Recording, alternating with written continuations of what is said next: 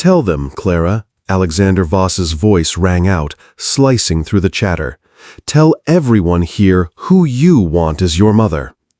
The ballroom went silent.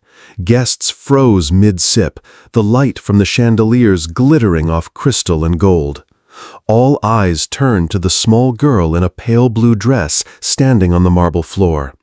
Clara's hands twisted nervously in front of her.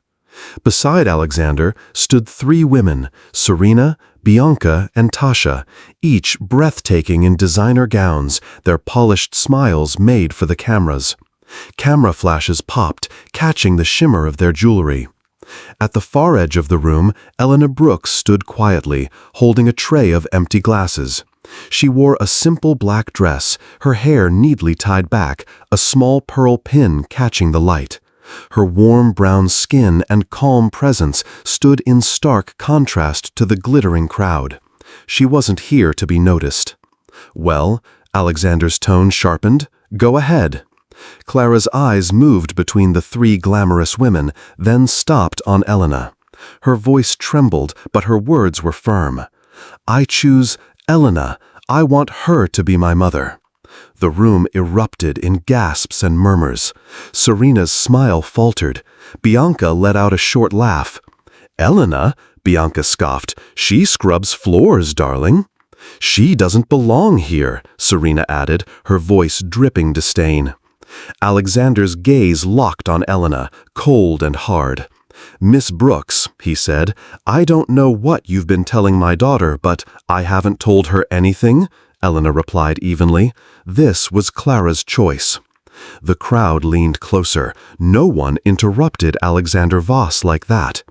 His jaw tightened. Without warning, he reached over, snatched a crystal wineglass from a passing waiter, and hurled it straight toward Elena. The glass exploded on the marble beside her with a sharp, violent crack. Shards flew, one cut across her ankle, and a thin line of blood appeared instantly against her skin. "You're dismissed," Alexander said, his voice low but carrying to every corner of the room. "Pack your things, leave my house tonight." "Daddy, no!" Clara cried, tears spilling over. She stepped forward, but Alexander raised a hand, cutting her off. Elena looked down briefly at the broken glass and the red drop sliding toward her shoe.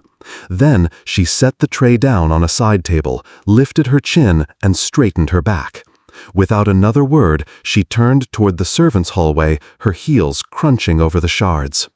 "I meant it!" Clara shouted after her. "I want her!" Whispers surged through the guests, sharp, hungry. "Did you see that? She said mother. He threw a glass." The three models stood frozen, glancing at one another. Elena didn't look back. The heavy doors closed behind her, muting the noise, leaving only the quiet hum of the corridor. But the sting in her ankle and the sound of Clara's voice followed her with every step. And in that moment, she knew nothing in this house would ever be the same again.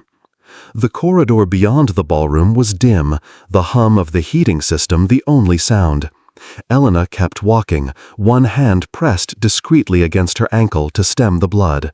She didn't want anyone to see her wince. She pushed into the staff lounge, the sudden warmth wrapping around her. Two other maids, Lena and Carla, looked up, startled. "What happened?" Lena asked, eyes darting to the thin red line on her leg. "Nothing that hasn't happened before," Elena said softly, heading to the first aid cabinet. But her hands trembled as she tore open an antiseptic wipe. "You should report that," Carla muttered, her voice low. "Throwing glass, that's—" "It won't change anything," Elena cut in, her tone final. Back in the ballroom, Alexander was shaking hands with a board member, his smile thin and brittle. The three models hovered nearby, still basking in the attention, even if the choice hadn't gone their way. "She embarrassed you in front of everyone," Serena murmured in his ear. "You can't let that stand." "She's gone," Alexander replied flatly. "By morning, she'll be off the property." Across the room, Clara stood stiff and alone, clutching the skirt of her dress. No one approached her, no one comforted her. She caught her father's eye, but he looked away. Later that night, in Clara's bedroom, the little girl sat cross-legged on her bed, still in her dress.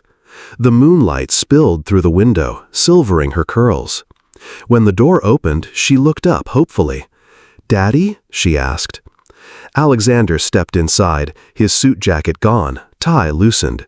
He sat on the edge of the bed, his expression unreadable. "Why, Clara?" he asked quietly. "Why her?" "Because she loves me," Clara said simply, "not because of how I look or what you have."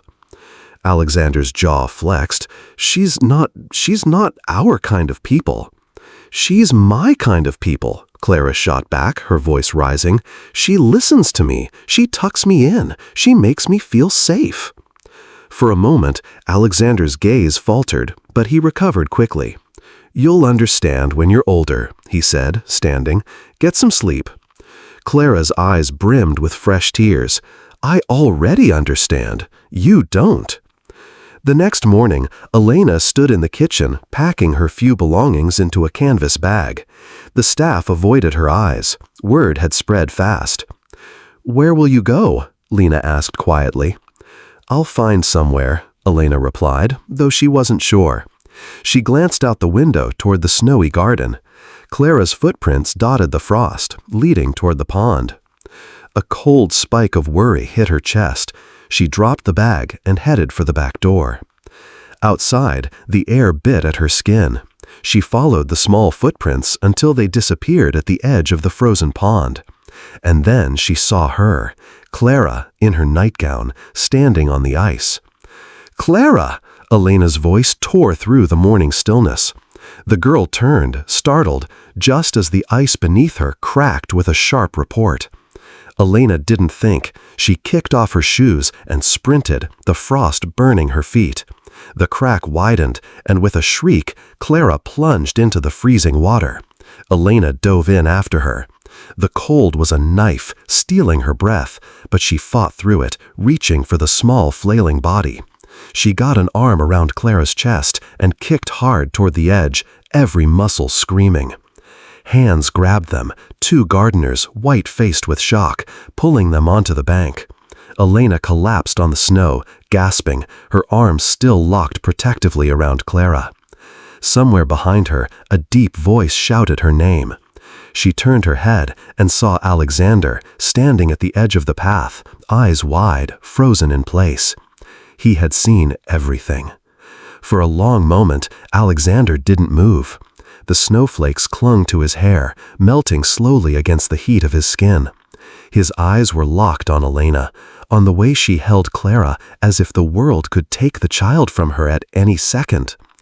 Clara coughed violently, water spilling from her lips.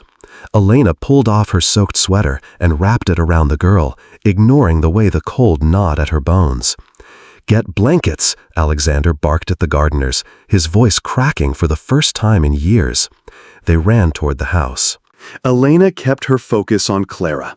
"It's all right, sweetheart. I've got you. Just breathe with me." She inhaled deeply, exaggerating the motion until Clara matched her rhythm. Alexander stepped forward, dropping to his knees in the snow.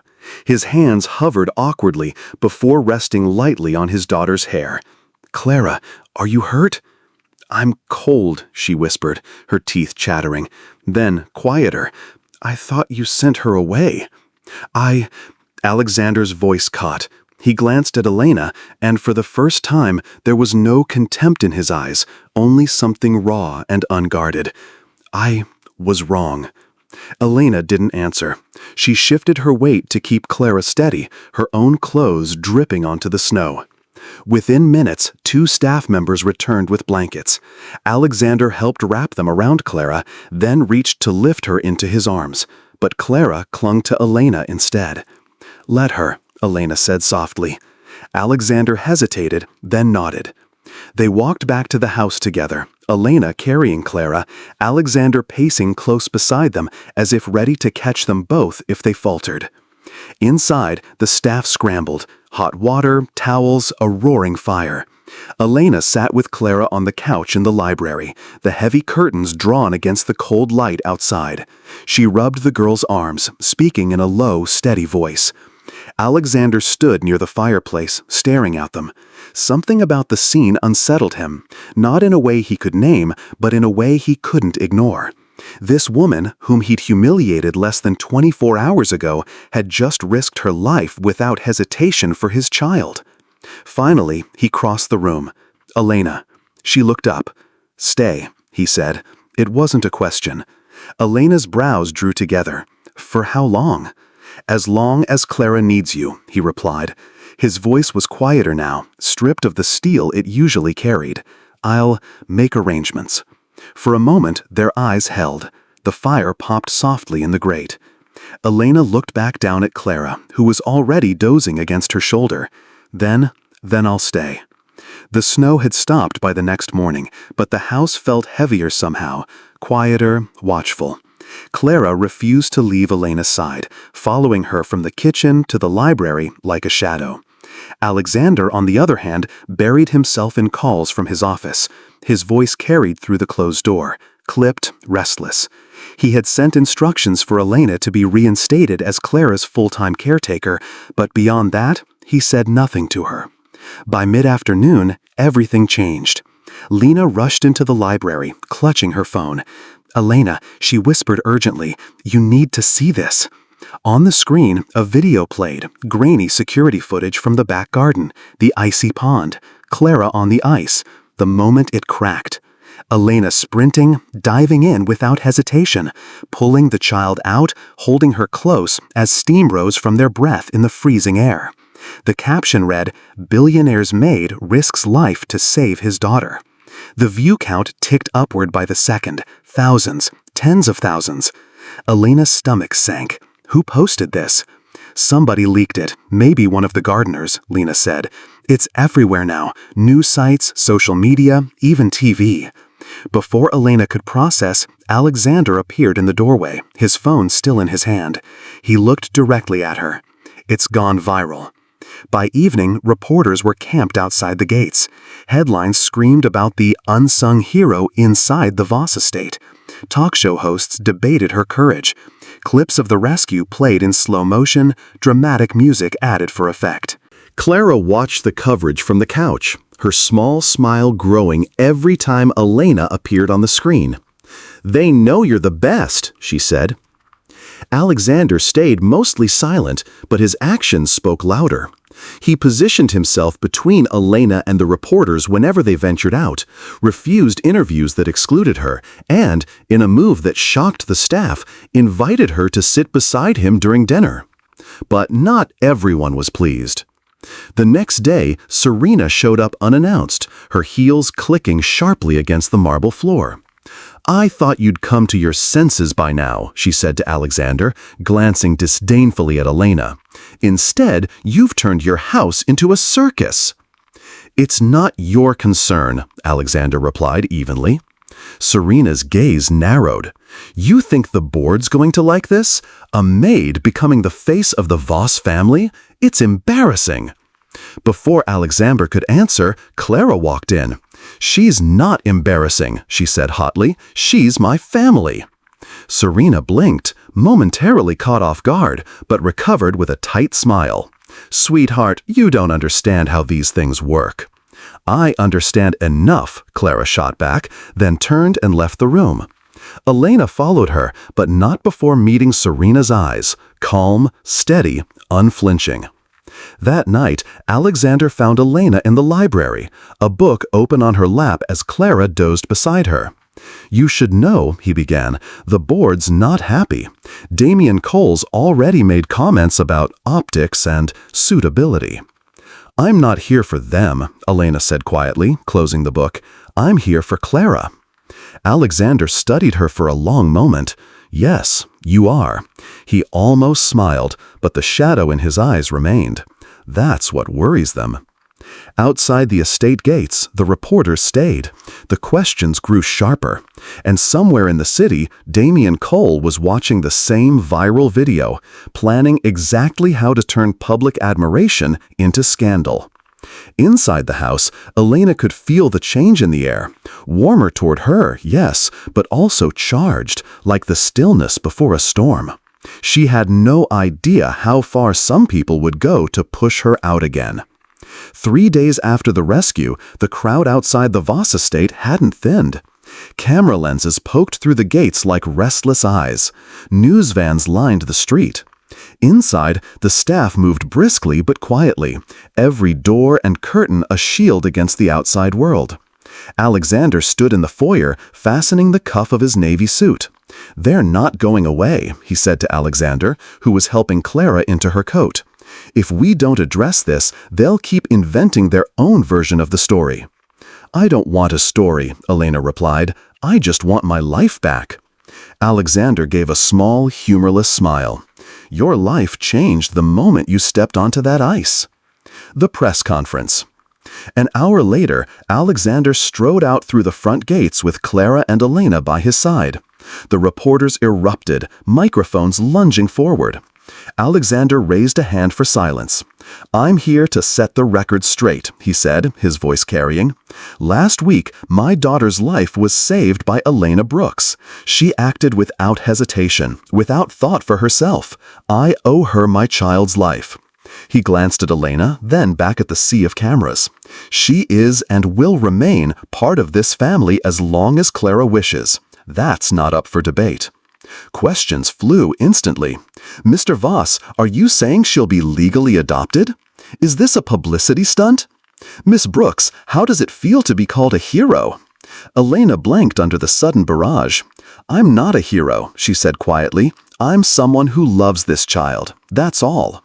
The crowd surged again, cameras flashing, but Alexander put a hand on her shoulder. Steady, protective.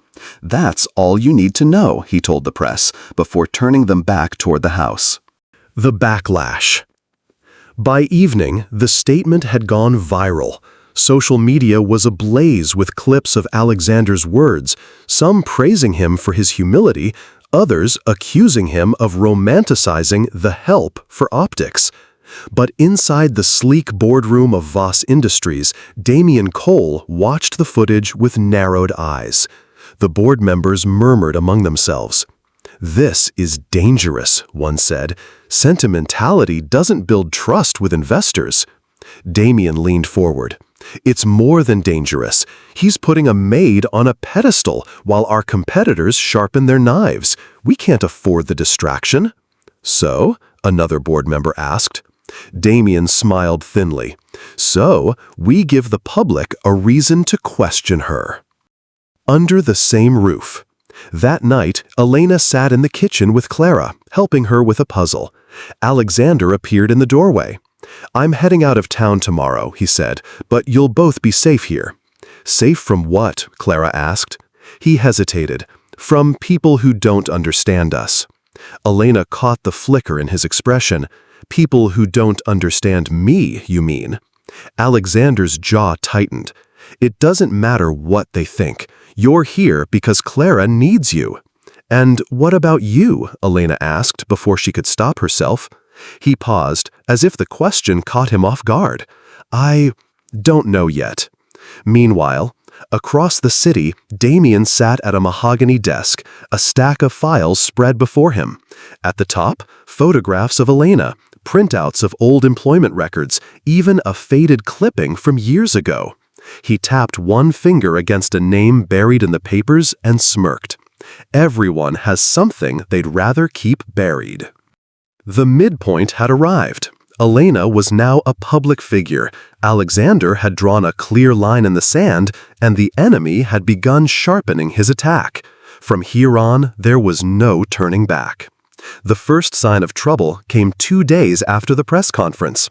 Elena was in the garden with Clara, the child happily feeding breadcrumbs to the ducks in the pond, this time under the watchful eyes of 2 security guards. A faint buzz came from Elena's pocket.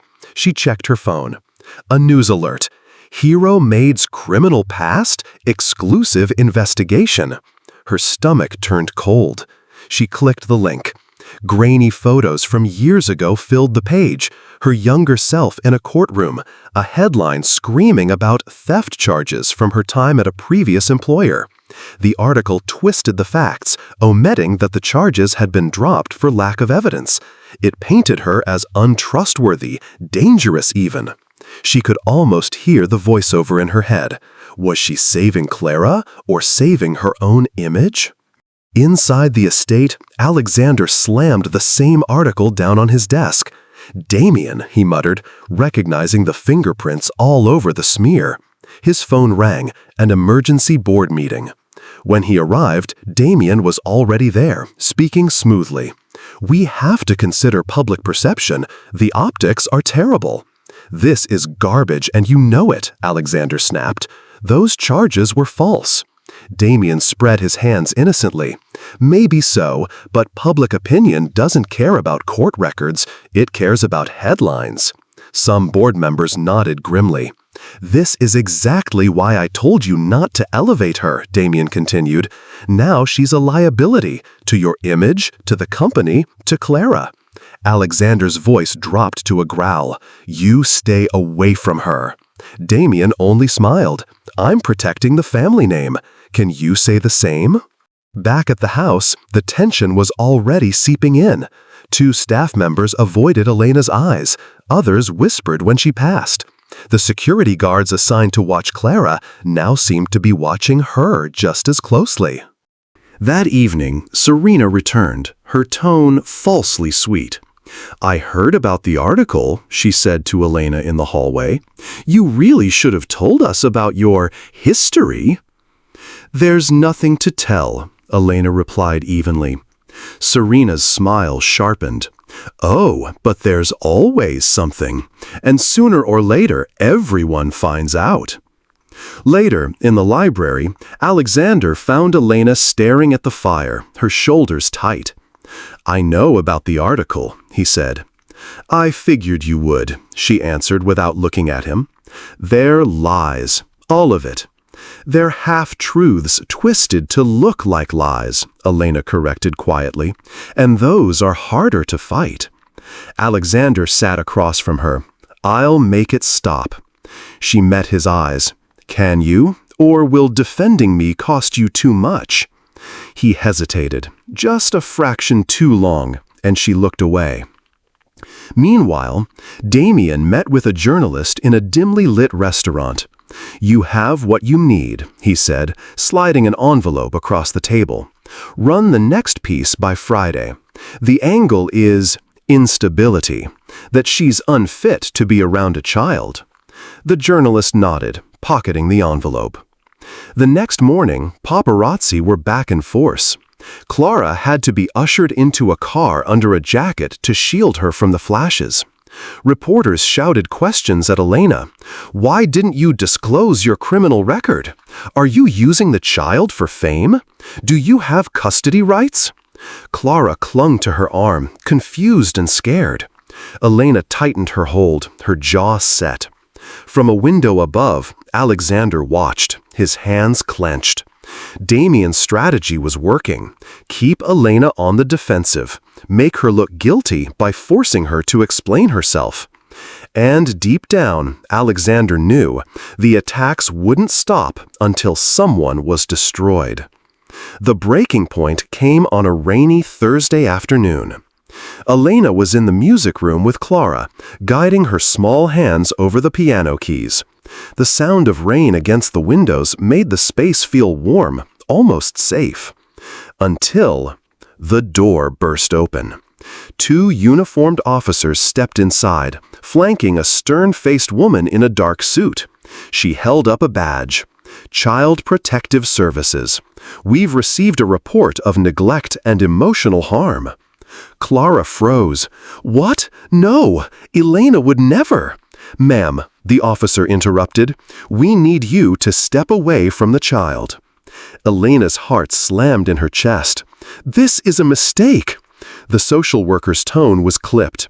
"We have statements from household staff corroborating a history of instability and erratic behavior.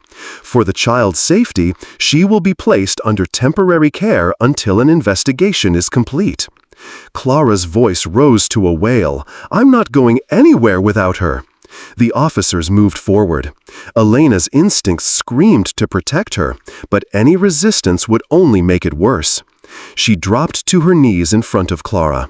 "Listen to me," she said softly, gripping the girl's hands. "This isn't forever. I'll fix it. I promise." Clara's tears streaked down her cheeks. "Promise? I swear." By the time Alexander arrived, it was too late.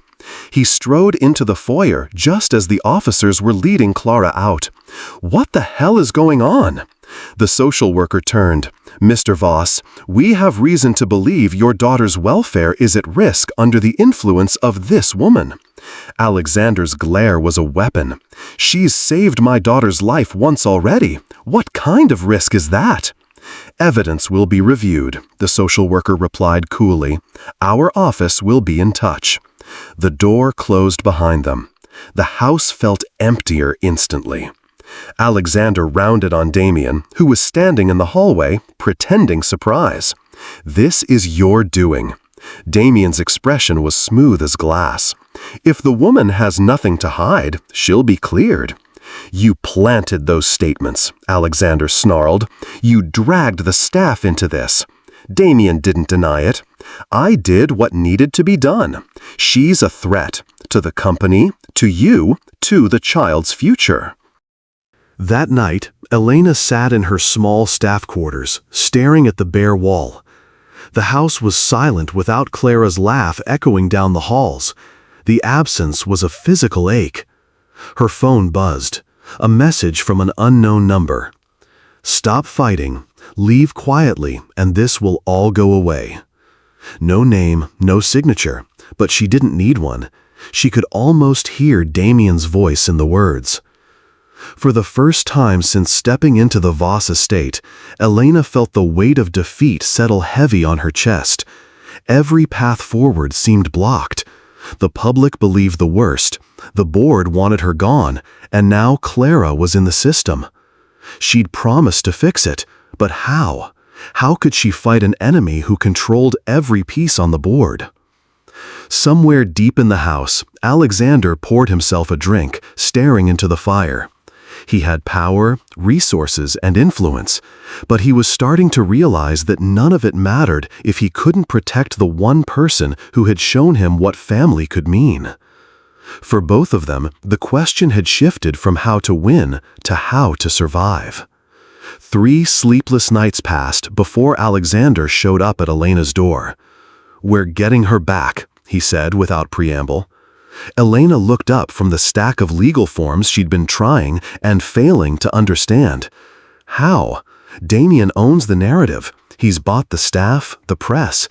Then we give the press something even he can't bury. His jaw was set, eyes burning with a rare certainty. "I've been digging." He tossed a folder onto the table. Inside were photocopies of bank records, emails, and confidential contracts, all linking Damien to illegal siphoning of company funds through offshore accounts. "This," Alexander said, "is how we make him lose everything." The plan. Step 1. Go public, but on their terms. Alexander contacted a trusted investigative journalist, one Damien couldn't bribe or threaten. The evidence was too damning, too detailed. Step 2. Time it to coincide with the custody hearing for Clara.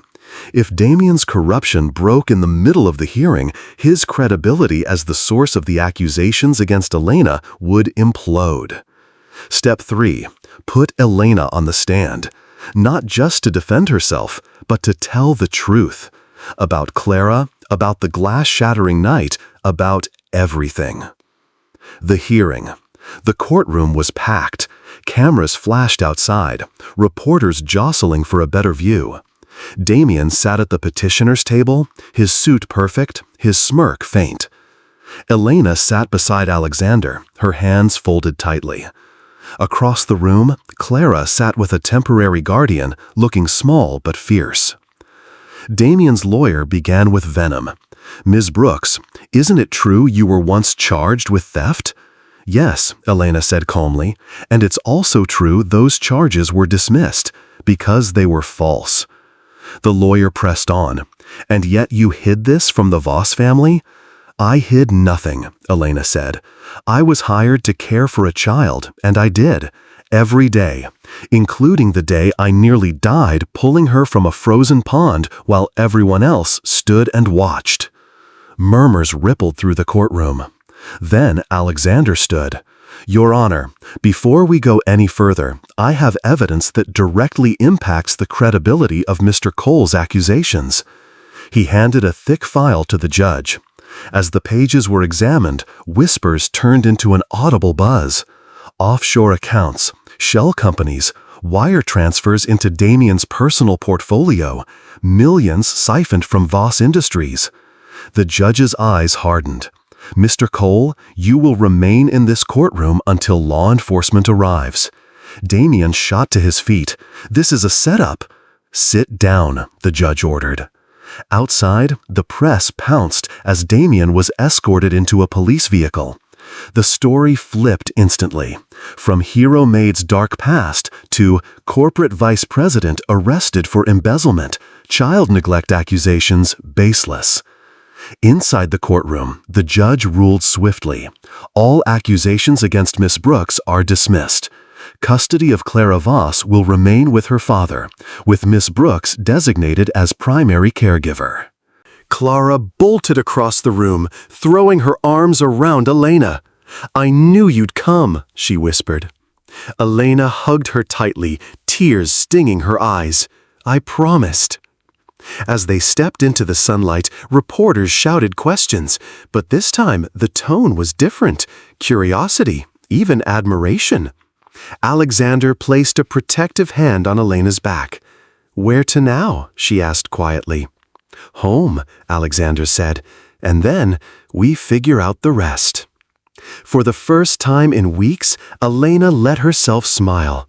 Not because the fight was over, there would always be those who whispered, those who judged, but because Clara's small hand was wrapped safely in hers, and no one could take that away again. Spring came early that year. The snow melted from the gardens, revealing the first stubborn shoots of tulips. Inside the Voss estate, life had begun to breathe again. Clara was back to her laughter-filled mornings, chasing the family dog across the lawn. Her piano lessons resumed, though she now insisted on playing duets with Elena. The ice pond was off limits, but sometimes they would sit on the bench nearby, sipping hot cocoa, remembering the day that had changed everything. The press still lingered for a while, but the frenzy died down as Damien's trial consumed the headlines. Alexander took back control of the company, this time with a quieter presence. He made fewer public appearances, choosing instead to be home more, at dinners, at Clara's recitals, in moments that once would have been left to the staff. One evening, as they cleared the table, Alexander lingered in the kitchen. "I owe you more than I can ever repay," he said to Elena. She glanced at him over her shoulder. "I didn't do it for repayment." "I know," he said, "and that's what makes it harder to put into words." They stood there for a moment, the hum of the dishwasher filling the silence. Then Alexander nodded toward the garden, where Clara was waving at them through the window. "You gave her back to me, and in a way, you gave me back to myself." Weeks later, Alexander called Elena into his study. On the desk was an envelope with her name. Inside, the deed to a small but beautiful cottage on the edge of the property, along with a note in Alexander's neat handwriting. "So you'll always have a home here, if you choose it." Elena looked up, startled. "I can't." "Yes," Alexander interrupted, "you can, and I hope you will." Her throat tightened. "Thank you." That weekend, Clara stood on the porch of the cottage with Elena, looking out at the early blooms. "Are you going to stay forever?" she asked. Elena knelt down, brushing a curl from Clara's forehead. "As long as you want me here." Clara's smile was all the answer she needed. Months later, Elena found herself back at the frozen pond, now just a rippling mirror of spring water. She stood for a while, watching the reflection of the sky. That winter morning had nearly taken everything, but it had also given her more than she could have imagined. Behind her, Alexander's voice called from the garden, and Clara's laughter followed. Elena turned toward the sound, feeling the warmth spread through her chest. She had come into this house as a servant, marked by rumors and judgment. She stayed because of love, and because one child had seen her for who she truly was. And in the end, that was enough.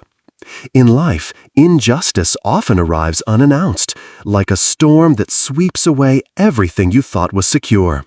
Elena's journey reminds us that silence in the face of cruelty is not peace, but a slow surrender. She chose to stand firm, not with anger, but with quiet courage, proving that dignity is not granted by titles or wealth, but earned by the way we treat others when no one is watching. Breaking free from toxic relationships and prejudice is rarely easy.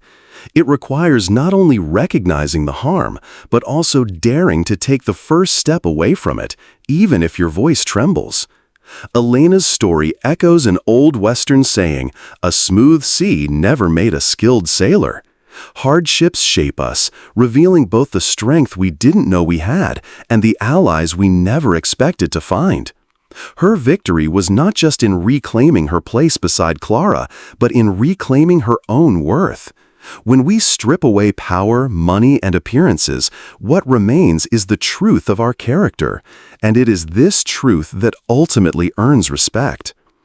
Perhaps the most profound lesson here is that fairness and compassion are not luxuries, they are responsibilities. And when we choose to act with them, even against the weight of public opinion, we not only change our own lives, we open the door for others to believe they can too. What about you? Have you ever faced a moment when you had to speak up, even when it meant standing alone? Share your thoughts or similar experiences in the comments below. If this story touched you, give it a like to support, and subscribe so you don't miss more gripping, thought-provoking stories. May you find calm after every storm and the quiet strength to walk through life with an open heart.